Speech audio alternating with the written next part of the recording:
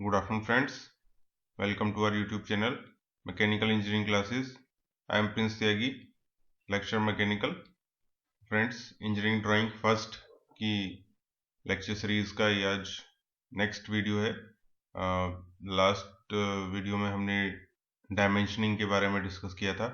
Different types of dimensioning क्या होती हैं, अरेंजमेंट ऑफ डायमेंशनिंग क्या होती हैं, डायमेंशनिंग की इम्पोर्टेंस क्या है। तो आज के वीडियो में हम डिस्कस करेंगे कि एक्चुअल ड्राइंग में हम डायमेंशनिंग कैसे करते हैं, यानी कि अगर हमें कोई पार्ट दिया हुआ है तो उसमें डायमेंशन कैसे करें।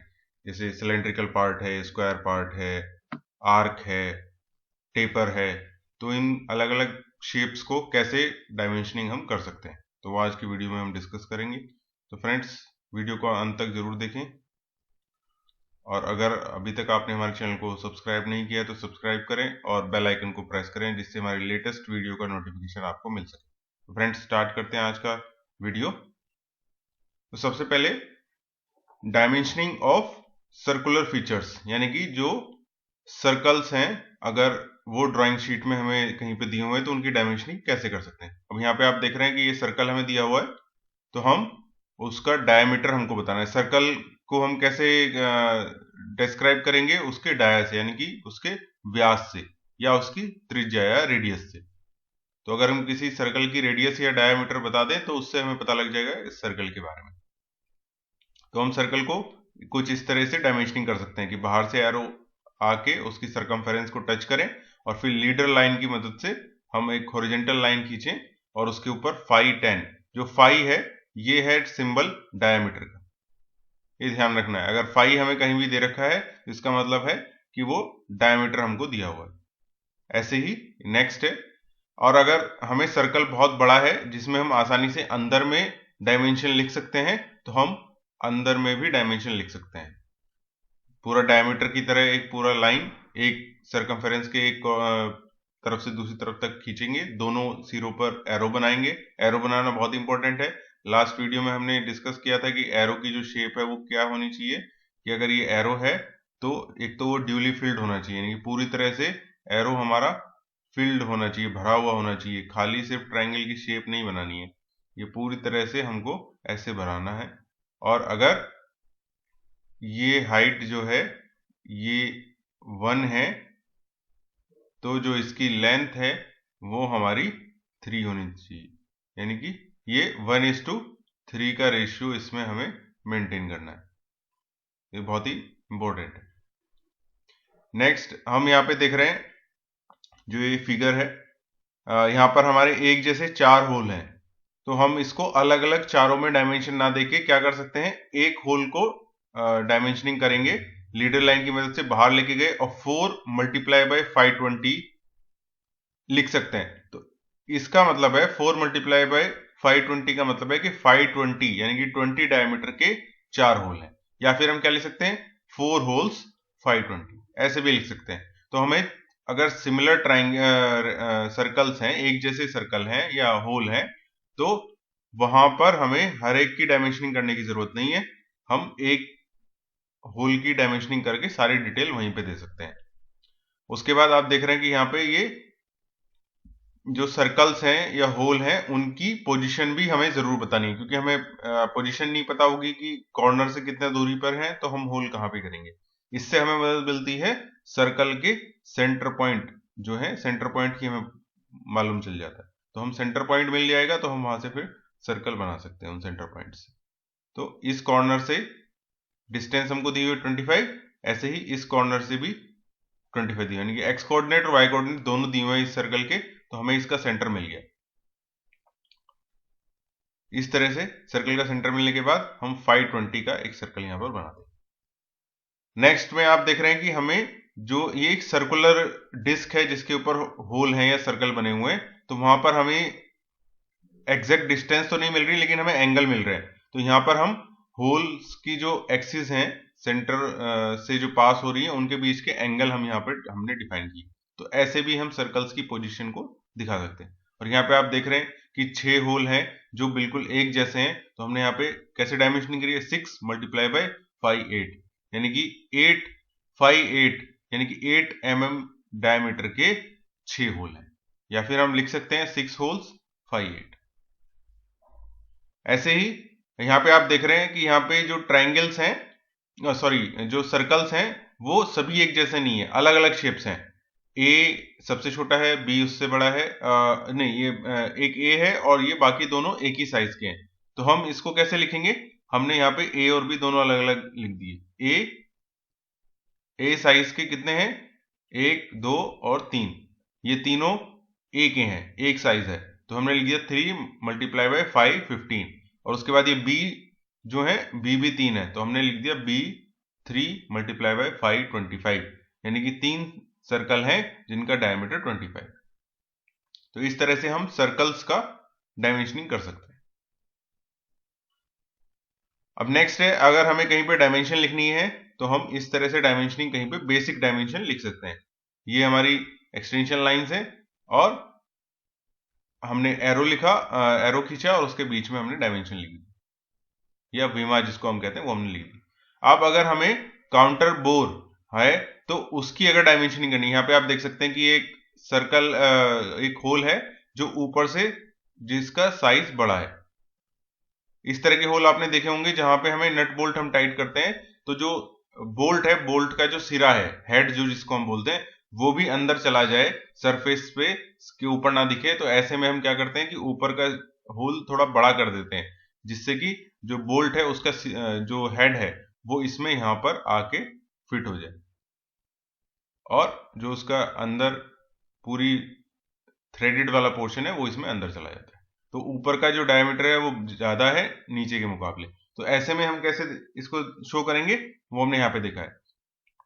या तो हम लिख सकते हैं 5 7 थ्रू, यानी कि जो 7 mm का जो होल है वो तो थ्रू है, यानी कि आर पार है, और जो ये काउंटर है यानी कि जहां पे ज्यादा है वो कितना है, वो हमारा 5 14 है।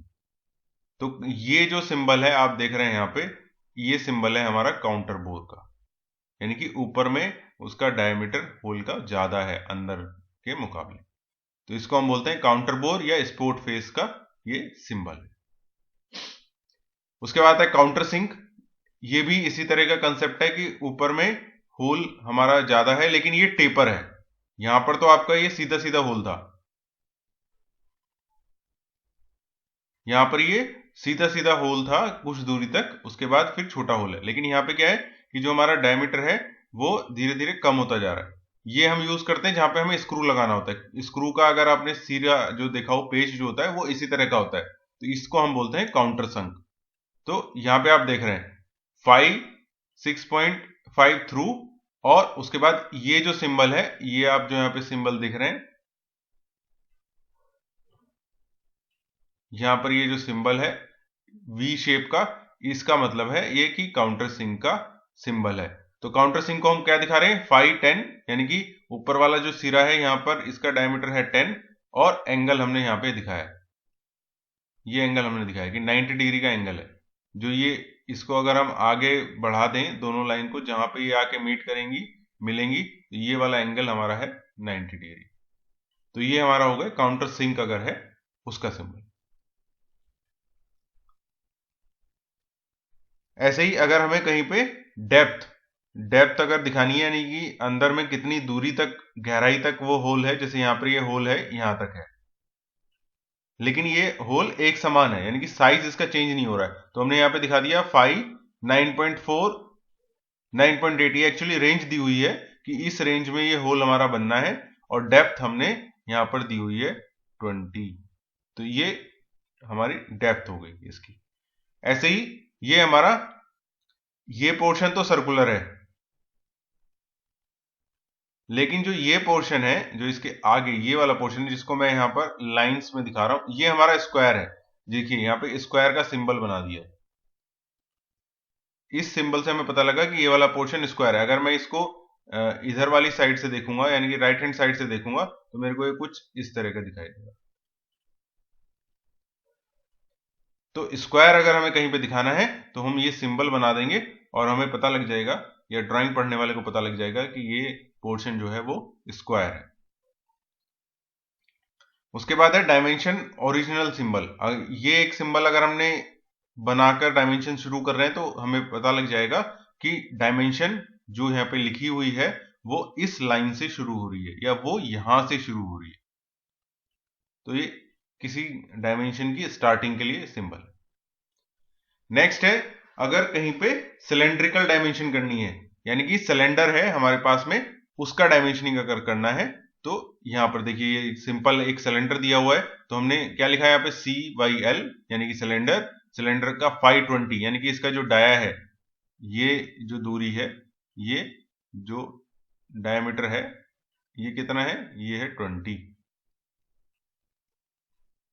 और 40 LG, यानी कि इसकी जो लेंथ है, ये पूरी जो है, ये है कितनी, ये 40।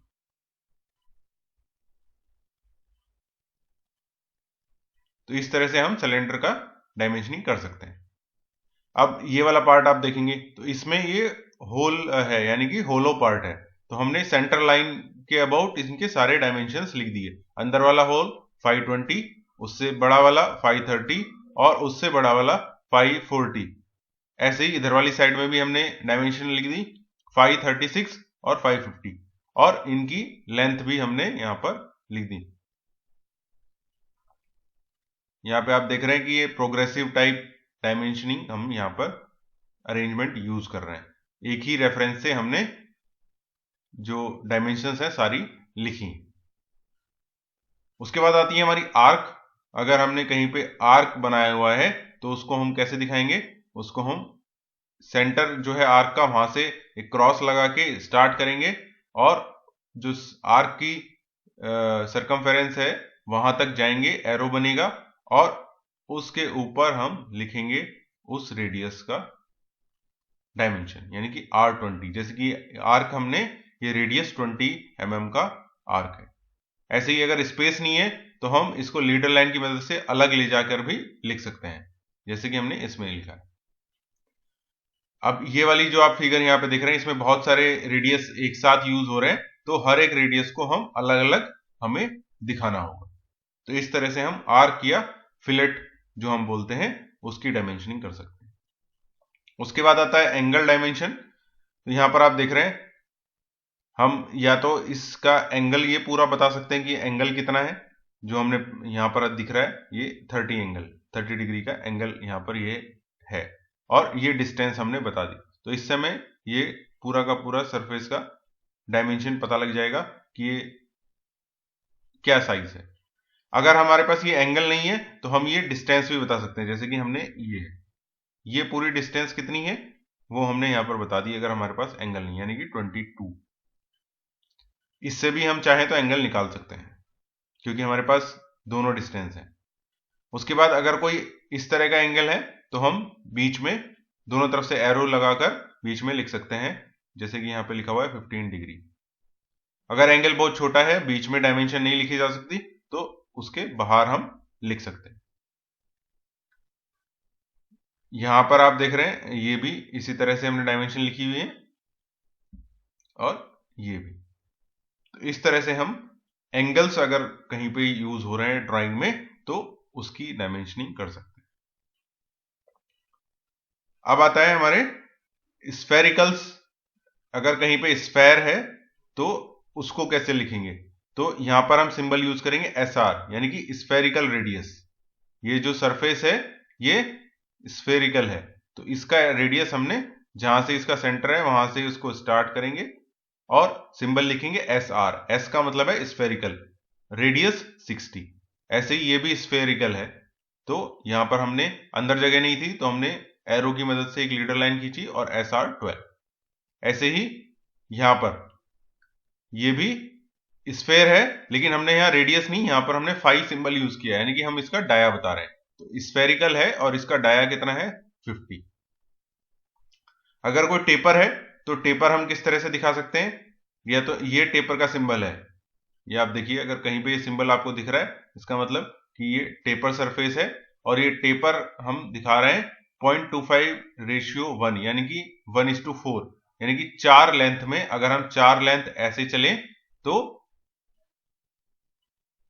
यहां पर ये जो कितना नीचे आएगा, ये 1 नीचे आएगा, यहां के मुकाबले ये 1 नीचे आया है, और ये कितनी दूरी है, ये है 4, यानी कि 4 लंबाई में उसकी एक मोटाई या जो थिकनेस है वो कम हो रही है। इस रेशियो को हम कहते हैं 1:4। या फिर हम इसका स्लोप भी दिखा सकते हैं जैसे कि हमने यहां पर दिखाया, यानी कि 4 लेंथ में एक लेंथ का स्लोप हमारा यहां पर है। उसके बाद यहां पे एक कोनिकल है, कोन है। तो कोन क्या है कि एक तरफ डायमीटर बड़ा होता है, एक तरफ डायमीटर छोटा होता है। तो दोनों सिरों पर हम उसका डायमीटर लिख देंगे और उसकी पूरी की पूरी लेंथ हम लिख देंगे। इससे हमारे कोन का पूरी जानकारी हमारे पास मिल जाएगी। या फिर हम इसका यहां पर भी टेपर दे सकते हैं, लेकिन यहां पर देखिए सिंबल अलग है। यहां पर सिंबल दोनों तरफ से, क्योंकि ये कोन है। यहां पर टेपर एक साइड में है तो हमने एक साइड का यूज किया है। यहां पर क्योंकि ये कोन है, दोनों तरफ से टेपर है, तो इसलिए सिंबल हमारा चेंज हो गया।